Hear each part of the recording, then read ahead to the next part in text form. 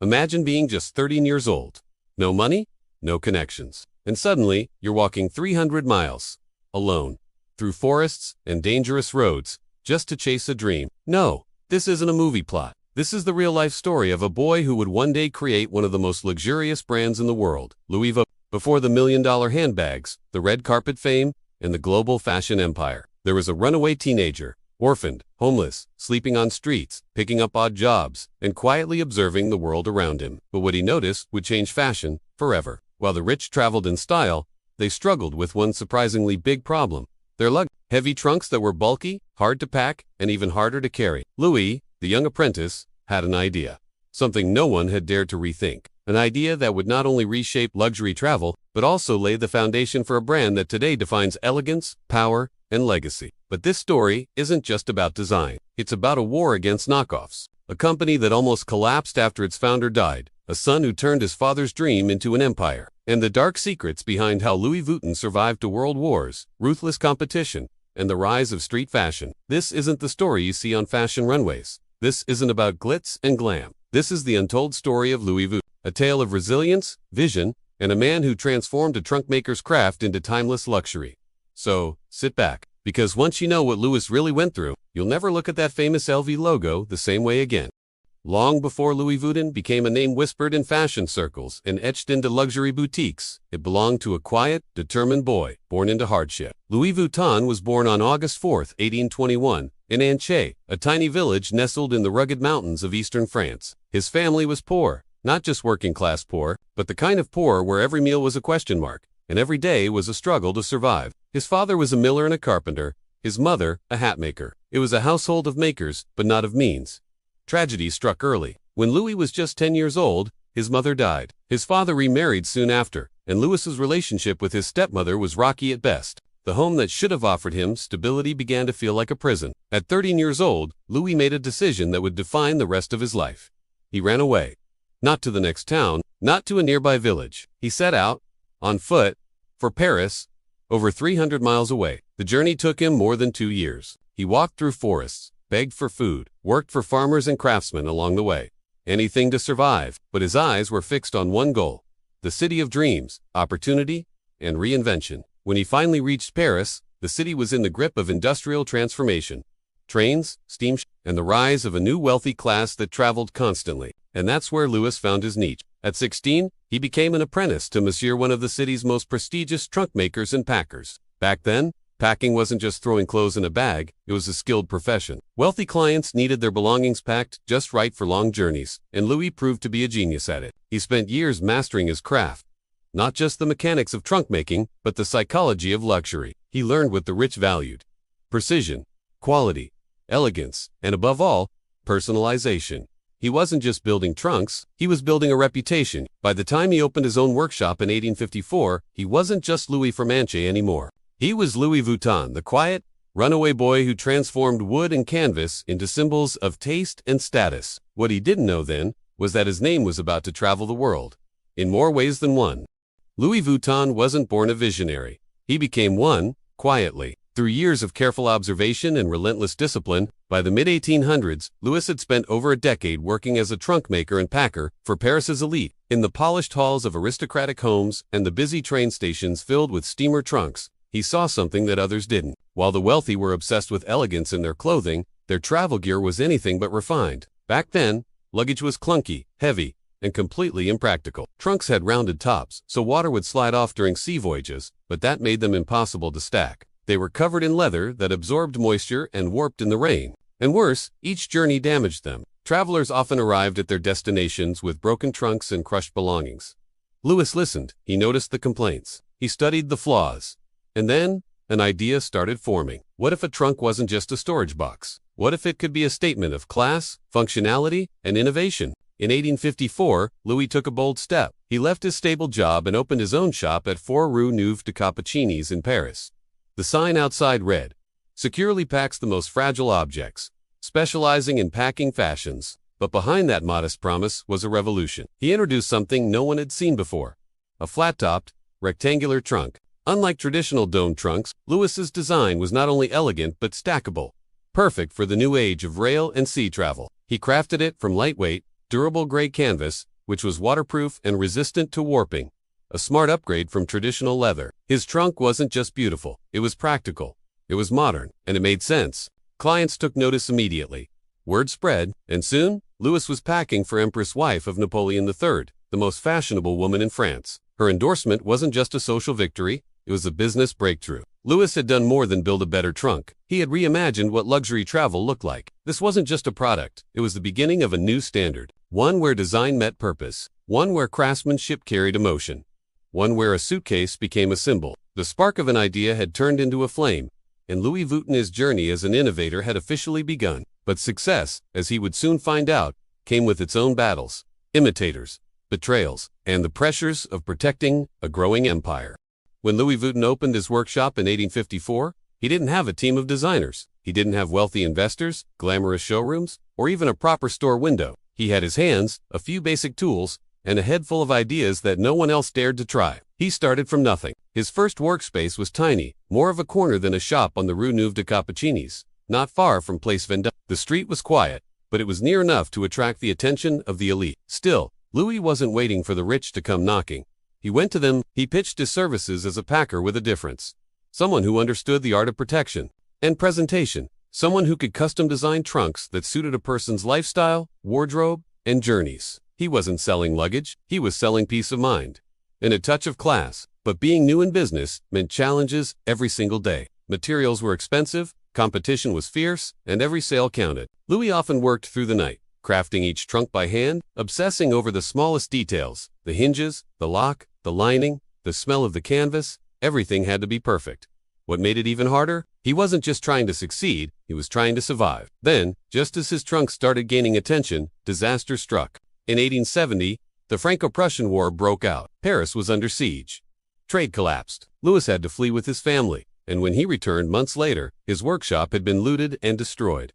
Years of effort, gone. But Louis wasn't someone who gave up. He saw every failure as a blueprint for Instead of quitting, he relocated to a more prominent location on one Rue Scribe, near a newly built luxury hotel, the Grand Hotel, a place frequented by wealthy travelers. Smart move. The timing was perfect. As Europe recovered, the upper class was once again on the move, and Louis was ready. He launched a new design, the wardrobe trunk, with drawers and compartments for clothes, shoes, and accessories. It was a portable closet for the elite, and no one else had anything like it. This wasn't just a trunk anymore. It was a luxury experience. From a runaway orphan to a war-surviving craftsman, Louis Vuitton had built something extraordinary. Not just a product, but a name. One associated with precision, perseverance, and the belief that starting from nothing wasn't a weakness. It was his greatest strength, and yet, Louis's greatest test and legacy was still to come. Every great brand has a turning point, a moment where struggle meets opportunity. For Louis Vuitton, that moment didn't come with applause or fanfare. It came from a single person who had changed the course of his life. Empress de Montesquieu, the wife of Napoleon III, she was the style icon of her time, fashionable, powerful, and followed by the eyes of Europe's elite. Serving as her official boxmaker and packer, Louis was entrusted with the impossible, packing her extravagant wardrobe for royal travels without a single wrinkle, damage, or delay. He delivered perfectly, every time. Word began to spread. If he was good enough for royalty, he was good enough for anyone. Suddenly, Louis Vuitton wasn't just a craftsman. He was the trunk maker of the elite. But Louis didn't stop there. His first major innovation, the flat-topped canvas trunk, was turning heads. Unlike traditional dome-shaped trunks that rolled around and couldn't be stacked, Louis's design was flat, lightweight, and completely It made storage during travel far easier, whether on a ship, train, or carriage. It wasn't just smart, it was revolutionary. Wealthy travelers quickly realized this wasn't just a new kind of luggage. It was a symbol of status. Owning a Louis Vuitton trunk became more than convenience. It became a statement, and then came the Try-on canvas, a lightweight, gray waterproof material that resisted warping and mildew, while everyone else still relied on leather, which absorbed moisture and aged poorly. Vuitton's canvas was clean, modern, and durable. It gave his trunks a sleek look, one that stood out immediately in train stations and ports. But with fame came a new problem: copycats. As Louis's trunks became popular, counterfeiters tried to replicate his work. Cheap knockoffs flooded the market, threatening the very brand he had built. In response, Louis began to think beyond function. Toward branding, he eventually introduced patterned designs, beginning with stripes and later evolving into the iconic damier and monogram patterns, specifically created to make copying harder. But the real breakthrough wasn't just the product. It was positioning. Louis had transformed luggage from a necessity into a luxury good. He had created a story around travel, craftsmanship, and elegance. His name was no longer just a signature on a trunk. It was a seal of prestige. By the late 1870s, Louis Vuitton was no longer just surviving. He had arrived. His workshop was growing, demand was booming, and his trunks were traveling the globe. From royal palaces to colonial expeditions, the breakthrough wasn't luck. It was years of listening, learning, adapting, and daring to be different. But as Louis basked in the glow of success, one question lingered in the background. Could the legacy outlive the man? Success, as Louis Vuitton learned, is never a straight line. Just when things were finally going right, life had other plans. In 1870, Paris was thrown into chaos. The Franco-Prussian War broke out, and with it came fear, destruction, and uncertainty. The city was under siege, and like many, Louis was forced to flee with his family. When the dust settled, and he returned months later, his worst fears came true. His workshop had been looted, vandalized, and left in ruins. Years of work, gone in weeks. For any ordinary man, this may have been the end. But Louis was not ordinary. With the little savings he had left, and an unshakable belief in his craft, he started over. Again, he opened a new workshop at 1 Rue Scribe, next to the prestigious Grand Hotel, cleverly positioning himself right where wealthy travelers stayed. It was risky, but smart. He was betting everything on proximity to his clientele. But even as business slowly picked up again, new threats appeared. Louis's success had created an army of imitators. His iconic trunks were being copied left and right. Cheap replicas meant to fool customers. Some even stole his name, selling counterfeit goods under Vuitton branding. The very thing that made him successful, his distinct design, was being used against him. There were no strict trademark protections at the time. It was the Wild West for intellectual property. So Louis did what only an innovator would do. He outdesigned them. He began introducing signature patterns, first with simple stripes, and later with the checkered damier canvas, an early attempt to make his work visually unique and harder to replicate. Still, the emotional toll was heavy. Louis had built his business with his own hands, brick by brick, only to watch others try to dismantle it for profit. And behind the scenes, health issues began to creep in. The years of physical labor, the stress of rebuilding, and the weight of being a one-man brand took their toll. By the late 1880s, Louis had started to slow down, and much of the day-to-day operations were quietly taken over by his son, Georges Vuitton. But trusting someone else, even family, with his life's work wasn't easy. Louis had known struggle all his life. From walking 300 miles as a child, to sleeping on the streets of Paris, to surviving war and betrayal. He had built an empire from dust, only to constantly battle those who wanted to exploit, copy, or erase his legacy. Still, he never backed down, because for Louis Vuitton, every setback was just a reminder. Luxury wasn't just about beauty. It was about endurance, the kind that outlasts time, trends, and even tragedy. But as his health declined, one question lingered in his mind. Would anyone protect his vision after he was gone? When Louis Vuitton passed away in 1880, he left behind more than a successful workshop. He left a name that stood for quality, elegance, and innovation.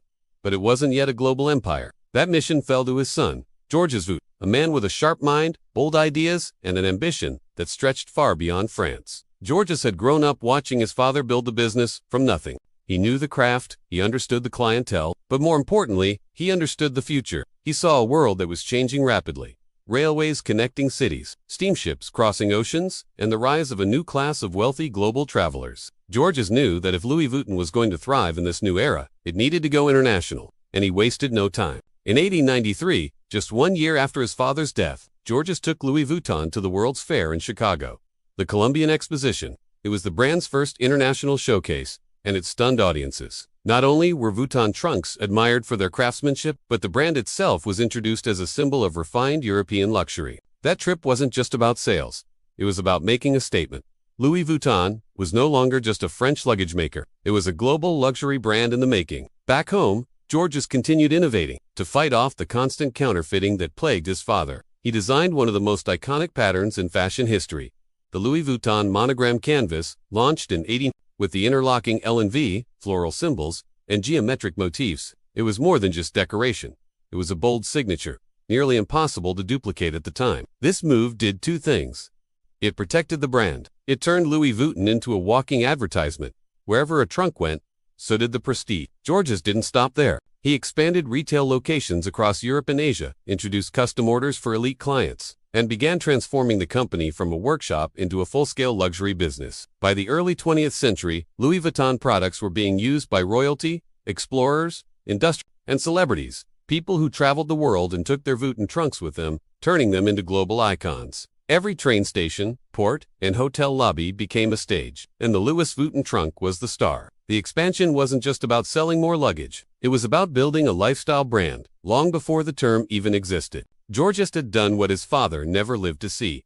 He took the Vuitton dream global without sacrificing the craftsmanship, quality, or core values that defined it. From a tiny shop in Paris to the far corners of the world, Louis Vuitton had become a passport to prestige, and the journey had only just begun. When Louis Vuitton began his journey, a 13-year-old boy walking hundreds of miles to Paris, he had no way of knowing that his name would one day define luxury itself. But that's exactly what happened. Louis Vuitton's story is more than the tale of a brilliant craftsman. It's a story of vision, resilience, and reinvention. He didn't just build trunks, he built trust. He proved that functionality didn't have to sacrifice elegance, and that durability could be just as beautiful as design. At the heart of his legacy is a core principle. Quality is timeless. Every stitch, every clasp, every panel of canvas was made to endure. Not just physically, but culturally. His work didn't follow trends. It set in. That's why, more than a century later, the Louis Vuitton brand is still relevant, still coveted, still iconic. After Louis's passing, his son Georges elevated the company into the global stage, cementing the LV monogram as a status symbol across continents. Later in the 20th century, the brand expanded into handbags, accessories, ready-to-wear fashion, and eventually merged with other giants to form LVMH, the world's largest luxury conglomerate. But no matter how massive it became, the brand never strayed far from its origins. Even today, every Louis Vuitton product carries echoes of its founder's spirit, the hunger to innovate, the commitment to excellence, and the belief that true luxury is built, not bought. Culturally, the impact is undeniable. In fashion, Louis Vuitton helped redefine branding. He proved that a logo wasn't just a mark. It was a language, a story, a promise. In business, he became a case study in how a small workshop could grow into a household name without losing its soul. And in design, he laid the foundation for modern luxury travel, turning suitcases into statements. His life also became an enduring inspiration. A boy who started with nothing, no money, no connections, no shortcuts, and built an empire through craftsmanship and courage. The LV monogram, once stamped onto trunks in a dusty Paris workshop, is now worn by presidents, celebrities, artists, and dreamers around the globe. It's found on runways, in airports, on the arms of icons, and in the pages of fashion history. But perhaps the greatest testament to Louis Vuitton's legacy is this. He didn't just change luggage, he changed the way people moved through the world. With pride, with style, and with the belief that wherever you're going, your journey deserves to be as extraordinary as your destination. And that is the legacy of Louis Vuitton. From a humble village in France to the grandest boutiques in the world, the story of Louis Vuitton is not just about fashion, it's about vision, perseverance, and legacy. What began as a journey on foot, a boy chasing a dream with nothing but grit in his heart, became one of the most iconic luxury empires the world has ever known. Louis didn't wait for the world to give him a chance. He created his own. Through war, loss, imitation, and reinvention, he stayed true to his values: craftsmanship, innovation, and uncompromising quality. His legacy lives not only in the monogram but in every person who dares to dream beyond their circumstances, who understands that luxury isn't just about what you own, but how you build, how you endure, and how you leave your mark. Today, the name Louis Vuitton stands as a symbol of excellence, a symbol of status, but most importantly, a symbol of what's possible when you believe in your work and yourself. So the next time you see that iconic LV logo, remember, it's not just a fashion statement. It's a story of a runaway boy who became a legend. And in a world full of fast trends and fleeting fame, Louis Vuitton reminds us that true legacy is never rushed. It's crafted. Thank you for joining us on this untold journey. Until next time, keep dreaming, keep building, and never forget where greatness begins, with one idea and the courage to carry it.